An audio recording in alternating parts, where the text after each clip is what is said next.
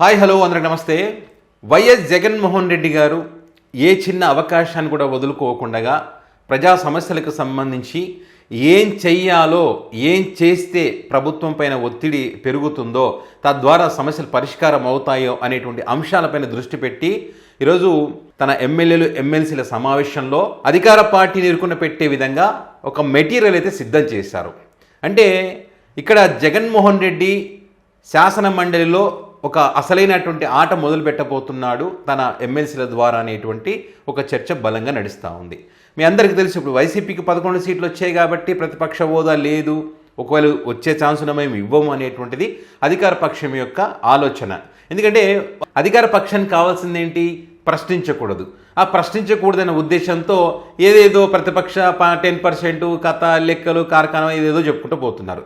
So ఆ విషయం పక్కన పెడితే జగన్మోహన్ రెడ్డి ఇక్కడ అసెంబ్లీలో బలం లేకపోయినప్పటికీ కూడా శాసన మండలిలో బలం బాగా ఉంది వైసీపీకి, ఎమ్మెల్సీల బలం. సో ఖచ్చితంగా ఇక్కడ ఏమేం చేయాలి, ఏ రకంగా ఏరుకుని పెట్టాలనే అంశాలకు సంబంధించి ఒక దిశానిర్దేశం చేశారు. ఒక మెటీరియల్ సిద్ధం చేసి వాళ్ళకి ఇచ్చాడు. ఏ ప్రభుత్వం కూడా తక్కువ టైంలో 15 నెలల కాలంలోనే అన్ని రంగాల్లో ఫెయిల్యూర్ అయి వ్యతిరేకత మూట కట్టుకున్నటువంటి పరిస్థితి ఈ కూటమిది. అన్ని వర్గాలు రోడ్డు ఎక్కాయి. రైతులు, విద్యార్థులు, పింఛన్లకు సంబంధించి ఇట్లా అన్ని రకాలుగా రోడ్డు ఎక్కినటువంటి పరిస్థితి. సో ఏ అంశాలను ఇక్కడ ప్రస్తావించాలనేటువంటి అంశాలకు సంబంధించి జగన్ గారు చెప్పినటువంటి కొన్ని అంశాలు మీకు ఇక్కడ చెప్పేటువంటి ప్రయత్నం చేస్తాం.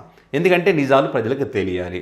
సో ఓకే, ఇక్కడ ఫీజు రియంబర్స్మెంట్కి సంబంధించి మరి ఇక్కడ 7 టర్ములు ఇంతవరకు మరి ఫీజు చెల్లించలేదు. ఫీజు రియంబర్స్మెంట్లో మరి ఫీజు రియంబర్స్మెంట్ చెల్లించకపోతే మరి విద్యా వైద్యం ముఖ్యం కదా, విద్య దెబ్బపడేటువంటి అవకాశం ఉంది. 4,900 కోట్ల రూపాయలు పెండింగ్ ఉంటే 900 కోట్ల రూపాయలు ఇచ్చారు. ఇచ్చి చేతులు దులుపుకున్నారు, ఇక చేశాము అని. గతంలో జగన్మోహన్ రెడ్డి గారు అధికారంలో ఉన్నప్పుడు ప్రతిదీ కూడా ఒక టైం సెట్ చేసి ఆ టైం ప్రకారం ఇచ్చారు. సో ఆ అంశాన్ని ఇక్కడ ప్రస్తావించి వాళ్ళపైన ఒత్తిడి తీసుకురావాలి, అది ప్రజలకు తెలియాలి.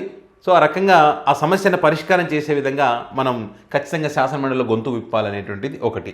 అదేవిధంగా వసతి దీవెనకు సంబంధించి 3 టర్ములు, దీనికి సంబంధించి కూడా 4,200 కోట్ల రూపాయల పెండింగ్. సో దాని ద్వారా గతంలో ఏ రకంగా లబ్ధి పొందారు, ఇప్పుడు ఏ రకంగా నష్టపోతున్నారు అనే విషయంలో కూడా గొంతు విప్పాల్సినటువంటి అవసరం ఉంది. అది ముఖ్యంగా ఆరోగ్యశ్రీకి సంబంధించి. ఆరోగ్యశ్రీ అనేటువంటిది చాలా చాలా చాలా చాలా ముఖ్యమైనటువంటి, పేదోడికి వైద్యం అందాలంటే ఆరోగ్యశ్రీ అనేటువంటిది ఒక అద్భుతమైనటువంటి పథకం. ఏ గవర్నమెంట్ వచ్చినా కూడా దానికి పేరు మారిస్తే మార్చారేమో కానీ ఆ ఆరోగ్యశ్రీ అంటే ఆరోగ్యశ్రీ అనేటువంటిది వైఎస్ఆర్ గారు పెట్టినటువంటిది. దానికి ముందు ఎన్టీఆర్ ఆరోగ్యశ్రీని యాడ్ చేశారు. కానీ దాని విలువ, దాన్ని తెచ్చిన వ్యక్తి ఎవరు అన్నీ ప్రజలకు తెలుసు. కానీ దాన్ని ఏం చేస్తా ఉన్నాం మనం? ప్రజల్లో దీని పేరు వినపడకూడదనే ప్రయత్నం చేస్తూ ఉన్నాం. ఆ క్రమంలో మొత్తానికే ఈ పథకాన్ని లేపేసేటువంటి ఒక కార్యక్రమం. 3,500 కోట్ల రూపాయలు పెండింగ్ పెడితే ఇప్పుడు నెట్వర్క్ ఆసుపత్రులన్నీ కూడా మరి సేవలు చేయడం నిలిపివేసినటువంటి పరిస్థితి. కాబట్టి ఖచ్చితంగా దీనిపైన కూడా గొంతు విప్పాల్సిన అవసరం అక్కడ శాసనమండలిలో ఉంది. అదేవిధంగా కరెంటుకి సంబంధించి మరి గతంలో చంద్రబాబు నాయుడు గారు బాధుడు ఇలాంటి కార్యక్రమాలు చేశారు కొన్ని. అప్పుడు కరెంటు బిల్లు తమ్ముళ్ళు నేను వస్తే కరెంటు బిల్లులు పెంచాను, జగన్మోహన్ రెడ్డి పెంచాడని చెప్పి ఇప్పుడు ఏమైంది? 15 నెలల కాలంలోనే 19,000 కోట్ల రూపాయలు బాధారు కరెంటు మీద.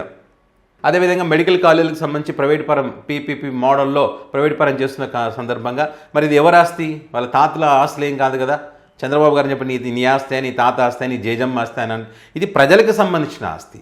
ప్రజల కోసం ఇంకా దీనివల్ల ఇంకా మెరుగైనటువంటి ఫలితాలు వస్తాయి, దాని విలువ పెరుగుతుంది. రాష్ట్రం ప్రగతి పథంలో నడవడానికి మరి 10 మెడికల్ కాలేజీలు చాలా ఉపయోగపడేటువంటి అవకాశం ఉంటుంది. సో మరి వీటికి సంబంధించి గొంతెత్తి మాట్లాడాల్సినటువంటి అవసరం ఉంది.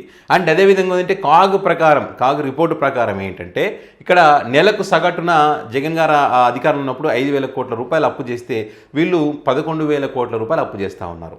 అప్పు చేసి ఏమైనా సాధించారా? పూర్తి స్థాయిలో పథకాలను అమలు చేస్తారా? టైం టు టైం ఏమైనా ఇస్తున్నారా? అది కూడా లేదు. ఇసుకకు సంబంధించి 750 కోట్లు ప్రతి ఏటా ప్రభుత్వానికి ఆదాయం వచ్చింది. ఇప్పుడు ఏమవుతుంది? ఫ్రీ ఇసుక పేరు అని చెప్పి వాళ్ళ జోబులే నింపుకుంటున్నారు. మద్యం కుంభకోణం జరిగింది, లిక్కర్ స్కామ్ జరిగింది అన్నారు కదా. గతంలో జగన్ గారి పాలసీ ఉన్నప్పుడు ఏ రకంగా ఉందో ఇప్పుడు వీళ్ళు కొత్త పాలసీ తెచ్చినా, వీళ్ళు లైసెన్సులు ఇచ్చినా, రకరకాల వేరు రూపంలో మరి రెవెన్యూ వచ్చినప్పటికీ కూడా ఏం మార్పులు లేవు, అదే ఆదాయం. అదేవిధంగా అన్నదాత సుఖీభా పథకానికి సంబంధించి మరి 2 సంవత్సరాలు కలిపి ప్రతి రైతుకు 40,000 రూపాయలు రావాలి. కానీ ఈ సంవత్సరం కేవలం 5,000 రూపాయలు మాత్రమే రైతు అకౌంట్లో పడ్డాయి. అంటే ఇంకా చాలామంది రైతులు కూడా పడలేదు వివిధ కారణాల చేత. మరి దానికి సంబంధించి కూడా రైతుల తరఫున ప్రశ్నించాల్సినటువంటి అవసరం ఉంది. విద్య, వైద్యము, లా అండ్ ఆర్డర్, అదేవిధంగా విద్యార్థులకు సంబంధించి ట్యాబ్లు ఇవ్వకపోవడం, సిబిఎస్ఈ సిలబస్కి సంబంధించి రద్దు చేయడము, నాడు నేడు కింద చేయాల్సినటువంటి పనులు కూడా ఆగిపోయినటువంటి పరిస్థితి, మినరల్ వాటర్కి సంబంధించి స్కూల్లో అది కూడా ఆగిపోయినటువంటి పరిస్థితి. అదేవిధంగా మంత్రుల యొక్క పనితీరు దారుణంగా ఉంది. స్వయంగా చంద్రబాబు నాయుడు గారే చెప్పారు, రెవెన్యూ పోయింది, మున్సిపల్ శాఖ పోయింది, హోంశాఖ పోయింది, విద్యాశాఖ కూడా ఫెయిల్యూర్ అయినటువంటి పరిస్థితి.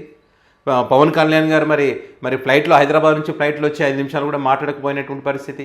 ఇట్లా ప్రజల సొమ్ము వృధా అవుతున్న పరిస్థితి ఉన్నది. సో ఇట్లా ప్రతి అంశాన్ని కూడా ప్రశ్నించాల్సినటువంటి అవసరం ఉంది. శాసనమండలిలో వీళ్ళ బలం ఉంది కాబట్టి. అదేవిధంగా 50,000 పెన్షన్ సంబంధించి దాని ఊసే లేదు. నిరుద్యోగ వృత్తి, ఆడబిడ్డ నిధికి సంబంధించి, విశాఖ ఉక్కుకు సంబంధించి, పులివెదులో జెడ్పీటీసీ ఉప ఎన్నికకు సంబంధించి ఏ రకంగా జరిగిందనేటువంటి అంశాలు, ప్రధానంగా అమరావతిలో రైతులకు సంబంధించి మొదటి విడతలోనే పొలాలు ఇచ్చినటువంటి రైతులకు ఇంతవరకు మేలు జరగలేదు. వాళ్ళకి మోసం జరిగింది. ల్యాండ్ పూలింగ్ పేరుతో మళ్ళీ భూములు తీసుకునేటువంటి కార్యక్రమం చేస్తున్నారు. ప్రతిదీ కూడా ఇవన్నీ ఎండగట్టాలని చెప్పి ఈ 15 నెలల కాలంలో జరిగినటువంటి అనేక అంశాలకు సంబంధించి ఒక మెటీరియల్ అయితే సిద్ధం చేసి వాళ్ళకి ఇవ్వడం జరిగింది. మరి ఖచ్చితంగా మీ గొంతు విప్పాలి. ఇక్కడ సరైనటువంటి అవకాశం మీకు ఇది. ఫ్యూచర్లో ఒక మంచి లీడర్గా ఎదగాలంటే ప్రజల యొక్క సమస్యలను ఇక్కడ బలంగా వినిపించి మన ప్రభుత్వాన్ని ఎరుకున పెట్టాల్సినటువంటి అవసరం ఉంది. తద్వారా ప్రజల యొక్క సమస్యల పరిష్కారం చేయాల్సినటువంటి అవసరం మన పైన బాధ్యత ఉంది. వాళ్ళు ప్రశ్నించకూడదు అనేటువంటి ఒక కోణంలోనే ఆలోచన చేస్తూ ఉన్నారు. కాబట్టి మనకు ఇక్కడ అసెంబ్లీలో అవకాశం ఇవ్వలేదు. మరి గతంలో చంద్రబాబు నాయుడు గారు ఏం జరగకపోయినా కూడా చాలా జరిగిందని చెప్పి ఏడ్చి అసెంబ్లీ నుంచి వెళ్ళిపోయినటువంటి పరిస్థితి. ఆ టైంలో కూడా మనం ఎప్పుడు కూడా అసెంబ్లీకి ఎందుకు రావడం లేదు అని చెప్పి మనం ఈ రకంగా దారుణంగా మాట్లాడినటువంటి పరిస్థితి లేదు. కానీ ఈరోజు వాళ్ళు మాట్లాడుతున్నటువంటి మాటలు కానీ, వాళ్ళు వివరిస్తున్నటువంటి తీరు కానీ మార్గంగా ఉంది. కాబట్టి ఇవన్నిటిని కూడా మనం ఇక్కడ ప్రశ్నించాల్సినటువంటి అవసరం ఉందని చెప్పి వాళ్ళకు ఒక దిశానిర్దేశం అయితే ఇవ్వడం జరిగింది. సో ఇప్పటికే శాసనమండలిలో సమావేశాలు ప్రారంభమైనాయి. మరి వాయిదా తీర్మానాన్ని కూడా మెడికల్ కాలేజీల విషయంలో వాళ్ళు కోరుకోవడం జరిగింది. సో బలమైనటువంటి ఎమ్మెల్సీలు కూడా వైసీపీ పార్టీకి ఉన్నారు. ఖచ్చితంగా తమ వాణి గట్టిగా వినిపించేటువంటి అవకాశం అయితే ఉంది. సో ఇట్లా వైసీపీ ఎమ్మెల్సీలు అడిగేటువంటి ప్రశ్నలకు మరి వీరి ధాటికి తట్టుకొని మరి అధికార పక్షం నుంచి సమాధానం వస్తుందా, లేకపోతే తప్పించుకునేటువంటి ప్రయత్నం చేస్తారన్నది చూడాల్సి ఉంది.